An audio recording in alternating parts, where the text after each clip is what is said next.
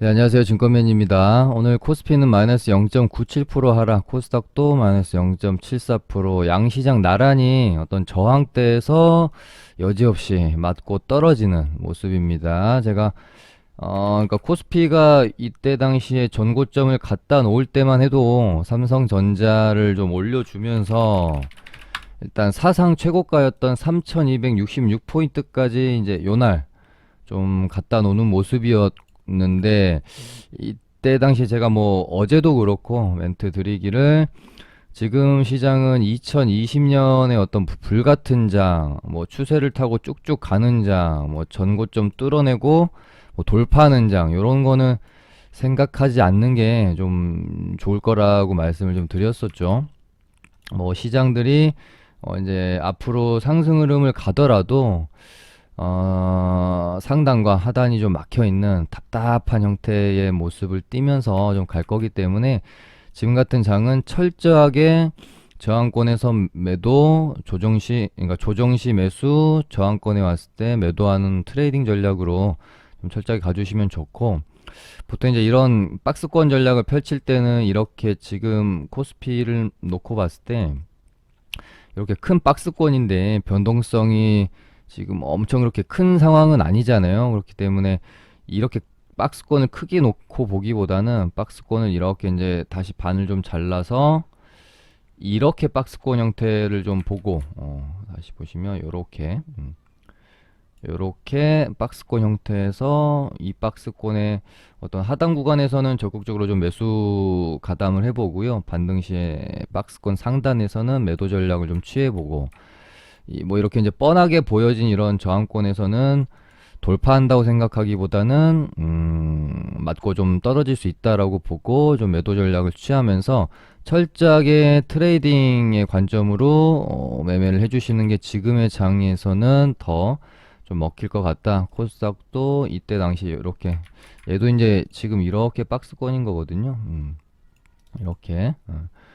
또 이렇게 나눠놓고 박스권에 어떤 하단 구간에 들어오면은 좀 적극적으로 매수 가담을 해보고, 반등 시에는 박스권 상단 구간에서는 이제 매도 전략으로 좀 가져가 보는 그런 뭐 스탠스가 필요하지 않을까 싶고요. 이제 여기서 얘가 이렇게 이제 움직일 수도 있고요. 아니면 이 박스권에서 이렇게 이제 또 반을 나눠 보면 이렇게 이제 박스권을 두고 움직일 수가 있습니다. 그렇게 되면은 얘는 여기서 이렇게 이런 식으로 이런 식으로 좀 움직일 수가 있기 때문에, 본인이 이제 구사하는 매매의 어떤 본인들만의 템포가 있을 거잖아요. 단기 매매 하시는 분 있고 단기 스윙 하시는 분 있고 뭐 스윙 하시는 분 있기 때문에, 어떤 매매를 본인이 이제 구사하는지에 따라서 이런 템포들은 가져가시면 되지 않을까 싶습니다. 오늘도 역시 두산중공업이 거래대금이 1.2조가 터졌고요. 그 다음에 대한전선도 6천억이 터지면서 둘이 합쳐서 거의 뭐 2조 가까이 거래대금이 터졌죠. 근데 어제보다는 이제 덜 터졌고, 이제 고점을 형성하고 첫날 이렇게 이제 변동성이 커지면서 투매가 나오는 날 거래대금이 폭발하고, 두 번째 날 조금 줄고, 그리고 내일 모레 지나가면서 점점 거래대금이 이제 좀 줄 거예요. 그러면서 얘가 요렇게 상승이 나왔다가 요렇게 이제 눌렸다가 요렇게 좀 시간을 좀 보내고 나서 요렇게 다시 흐름을 만들어 갈 수도 있고, 아니면 요렇게 갔다가 반등 어느 정도 나온 다음에 쌍봉 맞고 이렇게 이제 점차 이렇게 소멸하는 과정으로 갈 수도 있거든요. 그러니까 일단 지금으로서 얘가 여기서 요렇게 다시 한번 파동을 만들어 줄지, 반등 좀 나왔다가 쌍봉의 형태로 꺾일지는 요 구간 안에서 어떻게 움직이는지 보고 판단하면 되는 부분이지, 우리가 뭐 두산중공업이라는 종목을 뭐 장기 투자의 개념으로 내가 뭐 끌고 가는 그런 어떤 투자를 하시는 분, 장투, 뭐 중기나 장투 하시는 분들이 아니라면, 이제 내일부터 조금씩 이제 변동성이 줄어들면서 눌림목 자리가 발생이 될 거니까요. 그때 다시 또 눌림목 자리에서 어떻게 좀 흐름이 이어가는지 보면서 접근하는 게 이제 좀 더 좋을 수 있겠죠. 오늘은 어제 이제 방송에서 멘트 드린 것처럼 시가 개파락했다가 바로 오전에 반등이 나왔다가 그 다음에 이렇게 이제 죽는 형태가 나올 수도 있고, 개파락 후에 한번 더 밀린 다음에 반등이 뭐 나올 수도 있다, 이렇게 이제 말씀을 드렸고, 어찌됐건 이 기준선 구간에서 한 요 정도 가격대는 한번 공략해볼 매매 타점은 유효하다, 그렇게 좀 언급을 드렸는데, 일단 오늘 뭐 장중에 역시 이제 강한 종목이라 그런지 개파락 후에 바로 반등이 한번 나왔고요. 그러고 나서 밀렸다가 여기서 반등이 또 다시 한번 나왔습니다. 보면은 얘도 뭐 저점 대비 한 13% 반등 나왔고, 그 다음에 또 한 12% 반등이 이렇게 나와줬기 때문에 어떤 2일차 조정 구간에서 나올 수 있는 반등은 어느 정도는 좀 다 나오지 않았나 그렇게 보여지고요. 여기서 이제 뭐 바로 이렇게 전고점을 향해 달려가는 그런 모습이 나와주면 좋겠지만, 조금 내일부터 이제 뭐 개파락 후에 이렇게 좀 변동성이 이제 첫째 날, 둘째 날보다는 줄어들면서 이렇게 기준선 위 그리고 11선이 이렇게 좀 올라올 때까지 하루 이틀 정도는 좀 더 이렇게 시간을 보낸 다음에 이렇게 또 반등이 나오는 형태가 나오지 않을까, 저는 일단 그렇게 개인적으로는 시나리오를 그리고 있어요. 그다음에 뭐 똑같이 대한전선도 비슷한 사실은 자리이죠. 2일째 어떤 조정 구간에서 이제 두산중공업보다는 반등이 그렇게 크게 나오지는 않았어요. 오전에도 이렇게 보면은 시가부터 뭐 빠르게 반등이 나오지도 않았고, 이 저점을 잡는다라는 건 그렇게 좀 쉽지는 않았을 것 같고, 어제 이제 제가 방송에서는 기준선을 좀 깨는 흐름이 나올 수도 있지 않겠나 그렇게 말씀드렸어요. 왜냐면은 두산중공업 같은 경우는 여기서 뭐 예를 들면 한 120% 정도 상승 후에 이렇게 투매가 나왔기 때문에 여기 기준선 구간에서 가격을 잡아줄 확률이 높을 거고, 대한전선 같은 경우에는 훨씬 이격이 컸기 때문에 230% 40%짜리 반등이 나온 다음에 이제 떨어지는 구간이라서 훨씬 상승이 컸던 만큼 이 눌림도 두산중공업보다는 조금 더 밑에 구간에서 잡아줘야 될 필요가 있다. 그래서 저도 저희 이제 저희 회원님들 리딩방에서도 최초에 3020원을 제가 매수가로 드렸었어요, 오전에. 그래서 떨어질 때 3020원을 매수가로 좀 드렸었다가, 요 가격대를 드렸었다가, 제가 생각한 매수가를 주지 않고 일단 오전에 반등이 나와버렸기 때문에 여기 다시 이 매수가를 줬을 때 깰 확률이 좀 있습니다. 그래서 반 템퍼 정도 내려 잡아야겠다라고 생각해서 3020원 매수가를 취소를 했거든요. 근데 정확하게 3015원을 찍고 바닥에서 반등이 좀 나와가지고 6%에다가 시간에까지 좀 올랐으니까 뭐 한 8%, 내일 또 오전에 반등이 좀 나오면은 꽤 좋은 반등이 좀 나왔을 것 같아요. 요거는 저도 조금 아쉽긴 하더라고요. 왜냐면은 제가 생각했던 구간은 기준선에서 딱 반등이 나오기보다 기준선을 살짝 깨거나 기준선 아래 구간에서 한 요 정도, 요렇게 요 정도 타점에서 반등이 나오지 않겠느냐 생각을 저는 했던 거거든요. 두산중공업보다는 훨씬 그 상승 이경이 높았기 때문에 저 정도 두산중공업보다 깊어야 정상이 되는 거겠죠. 그래서 뭐 여기서 한번 잡고 더 밀리면 11선에서 한번 더 잡아야겠다 그렇게 계획을 했던 건데, 매수를 어찌됐건 이제 취소를 했는데 생각보다 높은 타점에서 반등이 좀 나와버렸습니다.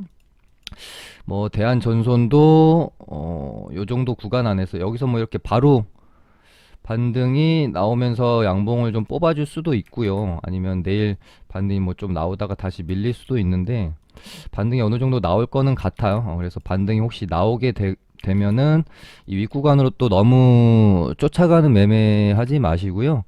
뭐 변동성이 이제 좀 줄어들면서 뭐 반등도 나왔다가 또 다시 눌렸다가 이런 식으로 변동성이 줄어들면서, 얘도 마찬가지로 11선 이렇게 이제 올라오는 눌림목 구간이 발생이 되면 차라리 이런 구간에서 이제 지금 놓치신 분들은 공략을 하시는 게 좀 더 안전한 매매가 되지 않을까 싶습니다.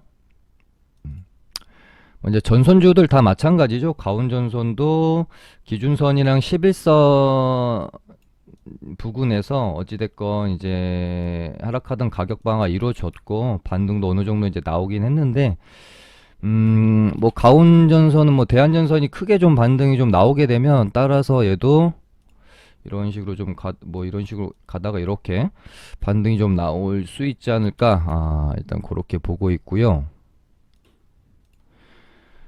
이제 전선주 관련해 가지고 순환매 관점으로 한번 볼만하다라고 KB메탈 관심 종목을 한번 드렸었는데 얘도 시원하게 좀 요 박스권을 좀 뚫어주는 요렇게 이제 박스권을 가져가고 있었죠. 방송에서 말씀드렸던 거는 요때쯤인 것 같아요.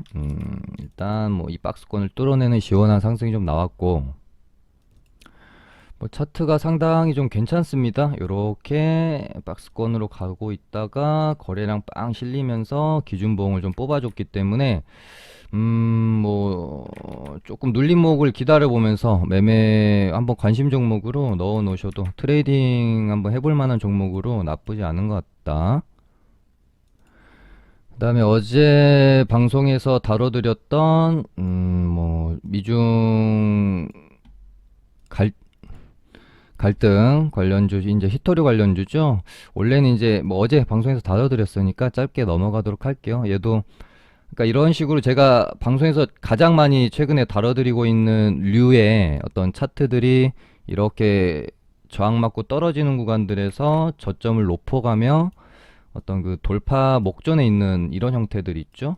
이런 형태들 많이 좀 보여드리고 있고 다뤄드리고 있는데 거의 대부분은 좀 돌파가 완성이 되었던 것 같고 방송에서도 언급드렸지만 이런 식으로 이제 저항대를 놓고 저점을 높아가면서 이런 어떤 그 돌파 목전의 어떤 변곡점이 형성이 될 때 돌파를 하는 종목과 돌파를 하지 못하고 맞고 떨어지는 종목의 차이는 거의 대부분 재료와 뉴스에서 나오는 경우가 많다. 그렇게 좀 말씀을 드렸었는데 아무튼 뭐 최근에 뭐 티플렉스 같은 종목도 드렸었고 셀리드도 같은 형태다. 그렇게 좀 이렇게 이런 식의 형태 말씀드렸었는데 돌파가 시원하게 좀 나와줬고 아이크래프트 정도 얘는 뭐 이제 저항대가 정석은 아니긴 한데 얘도 이 상황에서 일단은 살짝 부침이 있는 상황이죠. 돌파도 아니고 이제 여기서 꺾이면 좀 요 정도 자리가 중요할 것 같습니다. 21선 자리를 꺾여서 이렇게 떨어지면 일단은 대응하시고 나중에 좀 다시 보는 게 좋을 것 같아요. 꺾이면 이제 뭐 한 8,000원 부근 정도에서 뭐 지지가 좀 일어나다가 이렇게 가는 모양새가 될 확률이 높겠죠. 내가 만약에 다시 이런 식으로 또다시 10,000원의 어떤 돌파를 향해서 이렇게 또 간다. 그러다가 이렇게 붙여놨다. 그러면은 또 한번 볼 필요 있겠죠. 얘가 이제 뭐 윤석열 관련주이기도 하고 백신 여권 관련주이기도 한데 최근에 뭐 라온시큐어랑 이런 애들 움직이는데 가만히 있는 거 보면 좀 백신 여권으로는 그렇게 움직이지 않는 듯한 모습이고요. 또 오늘 윤석열 관련주들이 오늘 요 뉴스가 좀 있어가지고 움직임이 좀 있었는데 뭐 국민의 기대, 염려 다 알고 있다. 뭐 지켜봐 달라. 그래서 이제 거의 다 이제 온 것 같습니다. 이제 액션이 좀 나올 때가 됐고요. 여기서 더 끌면 오히려 좀 더 안 좋을 것 같아요. 어떤 그 지지율이 최고점에 어떤 기대 심리가 최고점에 지금 찍은 상황인데 곧 이제 뭐 국민의힘 전당대회 끝나고 나서 정도 혹은 어찌됐건 지금 11일 날 국민의힘 당대표를 뽑기 때문에 요날 아니 뭐 요날 전후로 해가지고 뭐 며칠 안 남긴 했지만요. 이번에는 좀 액션이 좀 나오지 않겠느냐 그렇게 좀 생각이 들어져서 뭐 입당이 됐건 뭐 다른 방식이 됐건 그토록 지금까지 기다려왔던 본격적인 어떤 그 결단, 이 나왔을 때 윤석열 관련주들이 어떻게 움직일지 사실 조금 저는 좀 의문이기도 합니다. 왜냐하면 윤석열 테마주들이 워낙 지금 시세를 많이 내놓은 상황이기 때문에 여기서 새롭게 파동이 이렇게 나올까? 저는 항상 좀 보수적인 입장이기 때문에 단기적으로는 그러니까 슈팅이 좀 쫙 나왔다가 한번 뭐 재료 소멸이 나올 수 있는 가능성도 염두는 좀 해둬야 된다. 그런 생각이 듭니다. 그러니까 어떤 그런 입장이 액션이 나왔을 때 슈팅이 쭉 나오다가 그 슈팅의 힘을 유지해주면서 이렇게 양봉이 마무리가 되어지면 이거는 좀 좋은 시그널로 보고 계속해서 공략을 해볼 수 있겠지만 슈팅이 쫙 나오다가 만약에 좀 전체적으로 윗꼬리를 좀 많이 달면서 이렇게 좀 떨어진다 그러면 이때는 단기적으로 완전히 재료 소멸은 뭐 아닐 수 있겠죠. 단기적으로 좀 재료 소멸일 수 있기 때문에 그 부분도 조심해야 될 것 같고요. 오늘 보니까 이제 뭐 애니눅률이 좀 움직이면 다른 애들도 그렇게 좀 힘있게 따라가는 모습은 좀 아니었어요. 애니눅률이 오늘 뭐 장중에 고가가 한 16%까지 나왔는데도 불구하고 어찌됐건 얘가 지금으로서는 약간 대장 역할을 하고 있기 때문에 근데 다른 후발주들이 막 그렇게 뭐 개인들만 그냥 뭐 짝짓기 매매 형식으로 매수하는 듯한 그런 느낌이 좀 강하게 들었기 때문에 조금은 지켜봐야 되겠다는 생각도 좀 듭니다. 네, 일단 애니 능률도 여기서 이제 이렇게 또 캔들 만들어 가면 조금 수상하게 볼 필요도 있겠죠. 그러다가 이렇게 쭉 한번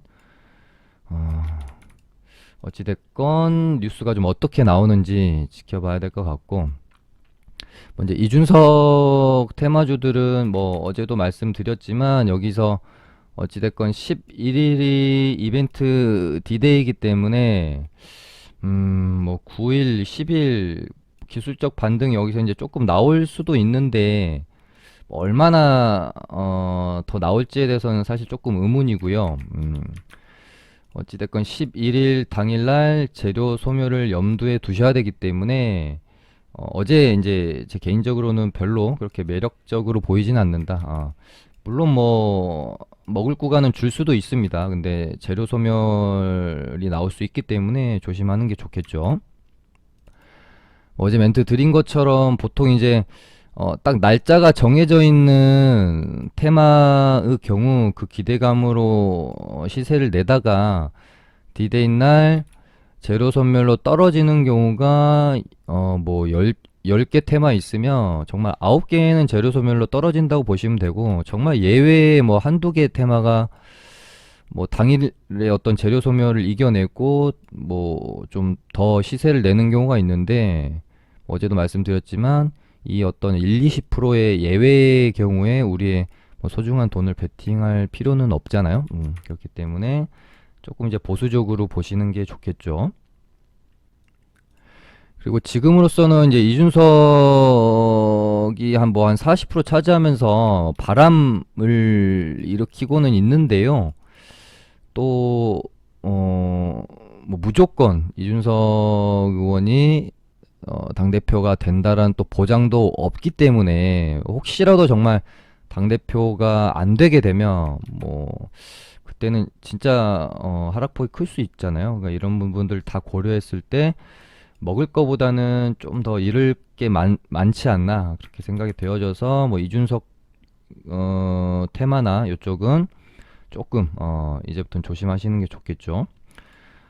차라리 이준석 의원이 혹시라도 당대표가 되고 나서 그 다음에 움직일 수 있는 게 유승민 관련주일 수도 있다. 그렇게 제가 방송에서 아무튼 말씀을 좀 드렸고 그리고 또 하나 이제 정치 테마주들의 흐름을 볼 때 이제 국민의힘 당대표 이후로 이제 야권 주자들의 테마와 여권 주자들의 테마 어느 쪽으로 그러니까 이쪽이 재료 소멸이 되면서 여권 주자들 테마 쪽으로 수급이 순환매가 돌 건지 아니면 이쪽으로 힘을 더 받고 가는지 요거를 11일날 이벤트 당일날 보면서 빠르게 좀 판단을 하실 필요도 있겠다라는 생각도 듭니다.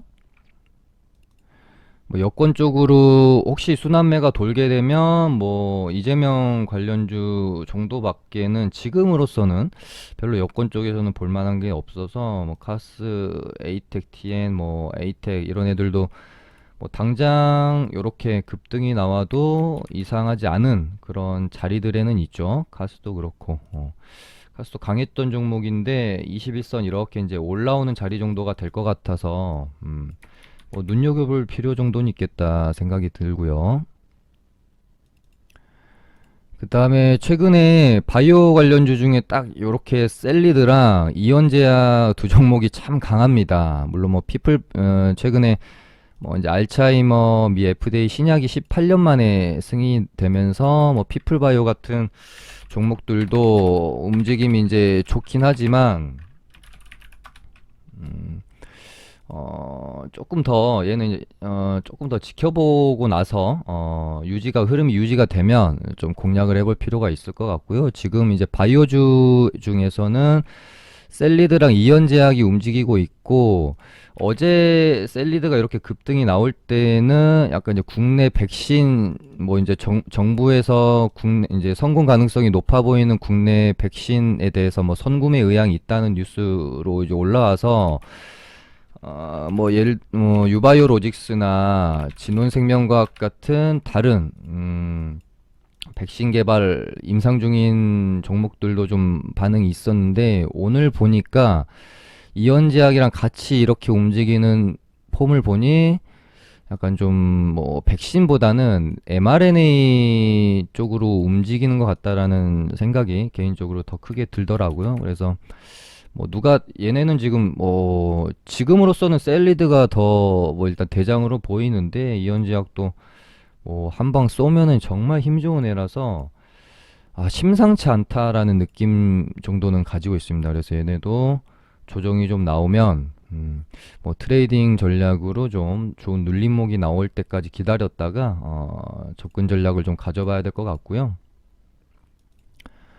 그다음에 오늘 뭐 메타버스 관련 테마에서 어찌됐건 이제 그러니까 스펙주, 삼성 스펙 4호가 대장 역할을 좀 하고 있는데, 약간 이제, 메타버스 관련주 중에서도 스펙이랑 그냥 뭐 일반 이제 보통 이제 종목이랑 약간 좀 따로 노는 듯한 경향이 들어서 얘를 또 대장이라고 칭하기는 조금, 애매한 구석이 있긴 합니다. 애초에 메타버스 대장은 선익 시스템이랑 옵티시스 정도라고 뭐 보시면 될 것 같고, 오늘 이제 삼성 스펙 4호가 상한가를 좀 들어가면서 메타버스 관련주들의 반등이 좀 나오나 싶었는데, 옵티시스랑 선익 시스템은 전혀 일단은 좀 미동이 없는 상황이고요.